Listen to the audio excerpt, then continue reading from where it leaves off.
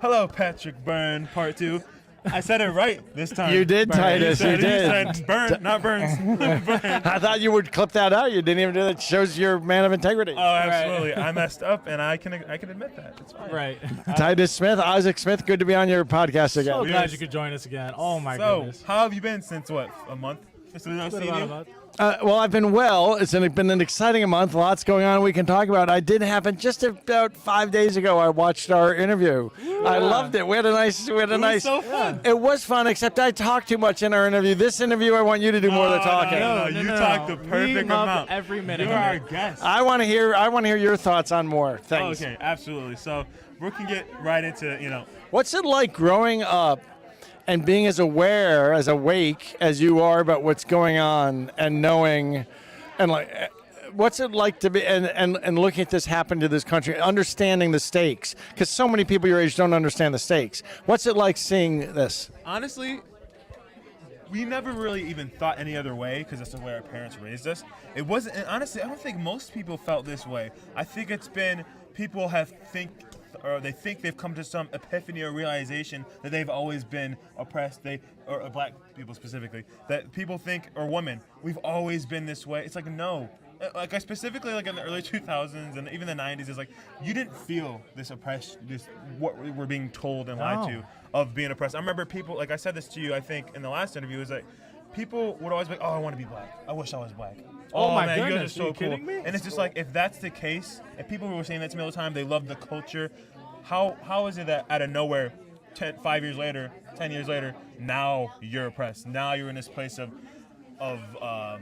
Right. You're systemic no, you're- racism. You're exactly spot on, because it's just like growing up, the people, we were just people. We were all just people. No one really cared about your skin color. There was only the stereotypical stuff like black people like fried chicken, white people don't know how to season. That was the extent. Or dance. Right. That was. I mean, Or which dunk. is kind of Right. true. Anyway, we won't go there. But anyway, that was the extent of the quote-unquote racism. But now that we've been told, as black people, we've been oppressed our whole lives, they look back at that stuff and have they the say, realization. and they're like, oh, wow, I did experience racism at was a oppressed. high level. And it's insane to think, because I mean, I'm not going to say people haven't experienced racism, because they have. People Yeah, of have. course. But a majority of black people experiencing racism, I don't think that's true. Well, it's just you can't attribute everything you've ever gone through negatively in life as it being initially racism. So you don't get a job. Oh, it's because I was black. Or this girl didn't date you. Or it's because I was black. This my ex's parents didn't like me. It's because I was black. Whatever the reasoning being, you attribute it to your skin color, which is you're doing yourself a disservice because that's not true. It does seem infantilizing. Like, if you were telling kids, like, I understand there's this claim now that, when a young black man is like, or a boy or girl is at a certain age, we sit down and we have the talk with them. We explain about the talk and what's a horrible way to prepare someone to go through life? Like the cop talk? Yeah. How about the talk that says, keep both hands on the wheel and be polite? And I mean, I hope the talk starts with that. That makes sense to me, because I'm like, no. Why would you tell your child to not listen to the police officer when they get to your car? How does that make any sense whatsoever? Like, when the cop comes to your car, do not move your hands. Always keep your hands visible. I'm like, just do what the cop says. I've been pulled over many times. And if he's rude, and I know there are cop rudes, and by the way, the stats are blacks are 13% of Americans. They're 20% of the car stops. Yeah. So there is something going on there. And so I know that black people feel like they're pulled over more than they should be, or more than they should. So there is something going on there. But if someone's rude, cops have been rude to me, you take their badge number, and it's a big deal. If a member of the public writes a letter to the sheriff or the police chief and says, hey, your cop number 1234 was really rude to me, it's a really big deal. It like affects his career. Yeah. It affects his career. Citizens don't understand that. A cop gets a few of those, that ends his career. So you actually have an extraordinary power with a policeman when you're interacting, which you should use correctly. But you don't, if you don't like the way he's doing his job, you don't get fresh with him. You use that power. You don't. Yeah, in my personal experience, I've had a rude cop pull me over before for speeding, and I was speeding like 20 over, so I probably deserved it. But I killed it with kindness. I was literally just so kind and respectful to them. By the end of the stop, they were like, hey, man, just don't do it again. I didn't get a ticket. They were super rude from the jump, but because I was kind, and my parents were just like, hey, if you get pulled over, this is the talk I had. I didn't have the, white cops hate you. They're gonna pull you over. I had to be You're gonna die. Be kind and respectful towards them, and by the end of the stop, they're gonna walk. Usually, they won't give you a ticket. I've been pulled over 3 times and never once received a ticket, and they were all white cops, every single time. And I got pulled over without a license by cops, not in my pocket. So did I. And nothing happened to me. Hey, it's just a warning. Like, make sure you have it on you. I explained to them the situation. Like, oh, I understand. So I was like, stop this racism nonsense. Here's the thing: 13% of the population, 20% of the stops. Here's the thing. There's this thing, and I learned this guy named Andrew Tate who's been blowing up lately, and he's like, he has some weird ideologies, but some stuff is very true. He's a very intellectual guy. And he said, there's this thing called pattern recognition. And it's like, it's not like racism, but like if a certain demographic of people, whether it be like Asian people always being inherently more studious, like, you know, the Thomas Sowell always talks about the minor, or what is it called? It's not inherently, it's a culture, cultural thing. Culturally, that's what I meant. Culturally, more studious, more focused on education and stuff, and so they always get into these really good schools. That's a pattern recognition. So when you see Asian people, you can sometimes attribute that ability or that life or the skill set to them. Well, same thing, unfortunately, with the black community. You're always involved in crime. Like 13% of the population, but like what, 90% of the crime? Not 90, but if you look at violent crime categories, and since you ask, I will tell you, it's in violent crime categories, it's usually 50 to 60%, depending on which type of violent crime is committed. Yeah, so that is. And so it's not racism to have pattern recognition, because you don't know what the people are getting, like what the cops getting in their ear, like why they're going in that area.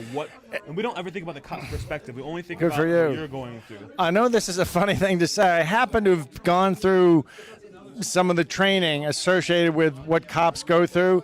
It's actually like the most dangerous moment of any job in America is when a policeman approaches a car. If you want to and you know how, there's a way to always shoot him. He'll never be able to outdraw you. There's a way to do it. I'm not gonna say.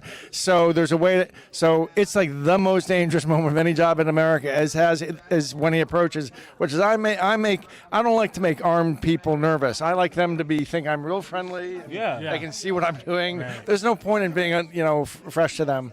Just since you brought those stats up, you'll be interested. Obviously, any police violence, you sound like you're interested in stats. I mean, you're like you get it. It's here's some stats for you. So of course, anything like, well, I actually do think George Floyd was extremely, whatever the cops did, it was wrong. I don't know.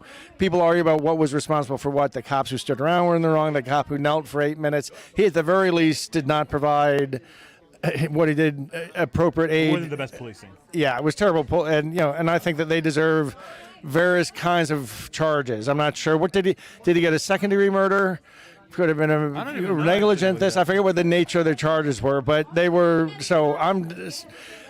If you want to know the stats on the killing of unarmed people, so the narrative for about 7 years has been that there's an epidemic of racist cops killing black people.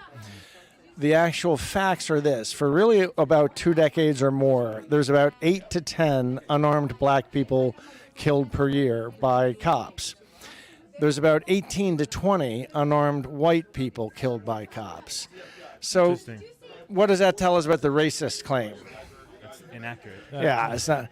And it really comes down to this: about 13% of the population is black. About 25% of the killings by police are black.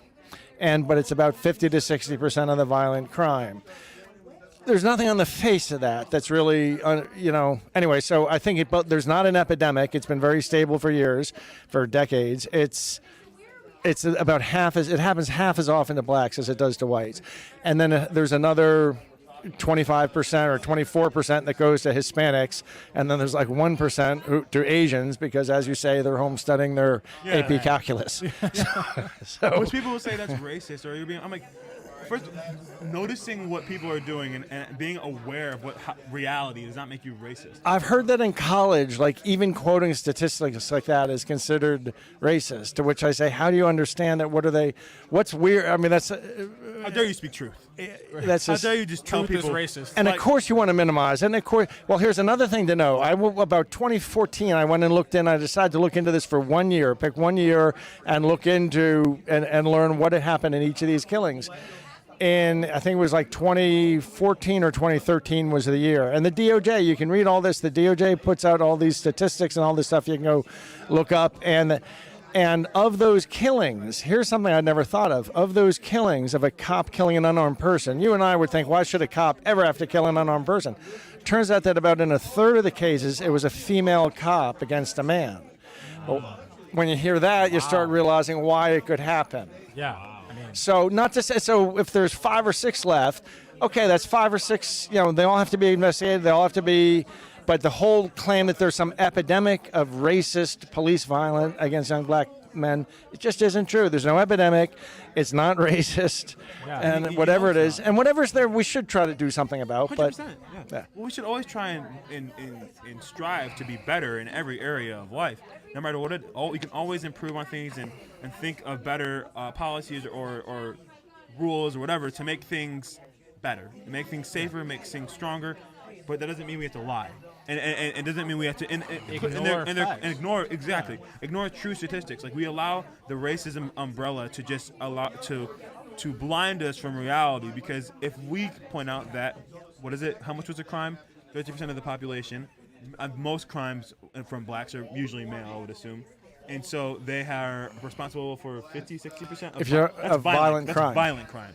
But crime altogether, I don't know. Yeah. And they're also, of course, extraordinarily disproportionately the victims of crime. Yeah. The black community is. So let's Chicago with all these people getting shot up, innocent bystanders. But I'm saying is pointing that out is not racist.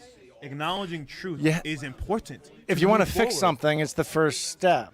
You have to understand. You got to get the data. My father was an actuary, and the motto of the American Actuary Society I was raised on was substitute facts for impressions. You get the data. I'm a business guy. You want to fix a problem in a factory, you get the data, you work through it. Unfortunately, that's the data. Here's some more. Can I, Please. Well, no. Well, give us more. We want more. We want it all. Well, our people loved hearing these statistics. Okay. Yeah. So it's horrible that the black community suffers about 7,500 deaths per year by murder. Horrible, right? Since the whole. I think I opened my last interview with you telling you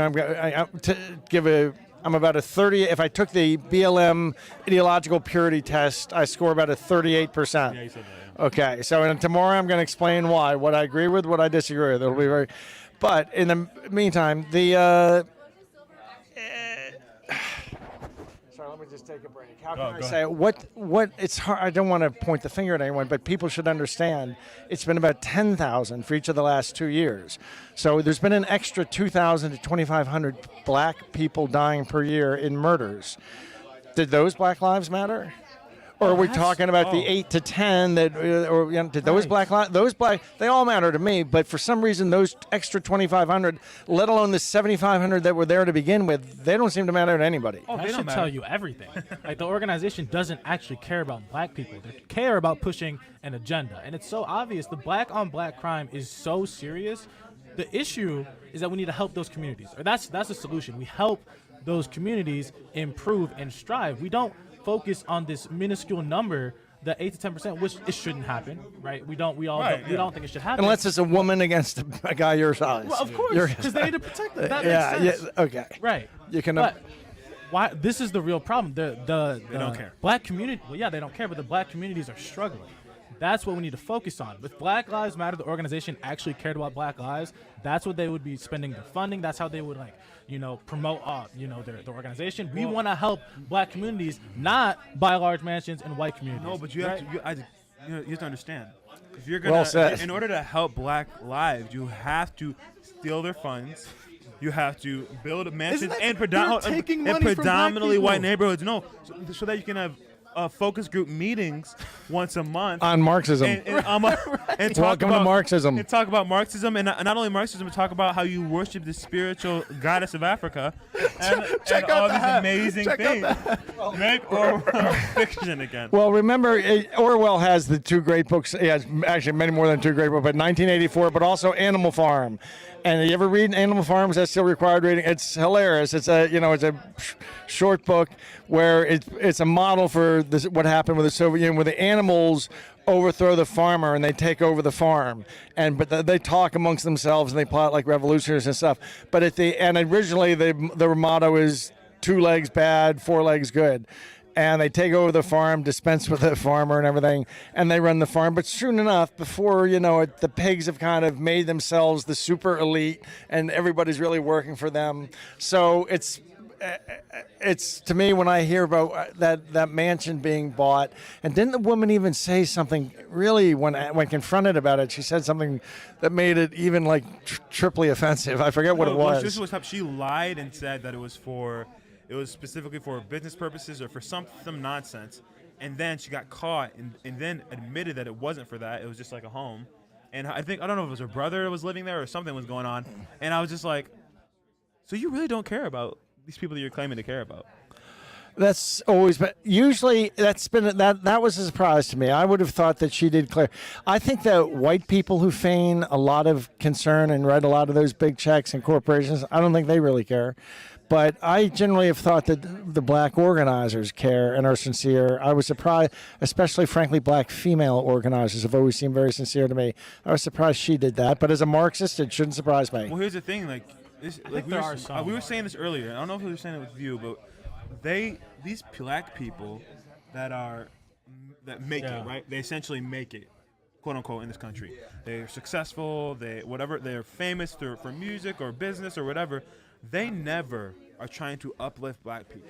They're always telling black people how oppressed they are, and they're profiting off being some activists for their community when they're not doing anything to help them. Why would you not teach me the skills and attitude and demeanor and behavior, everything I need to emulate that you did to get to where you are? No.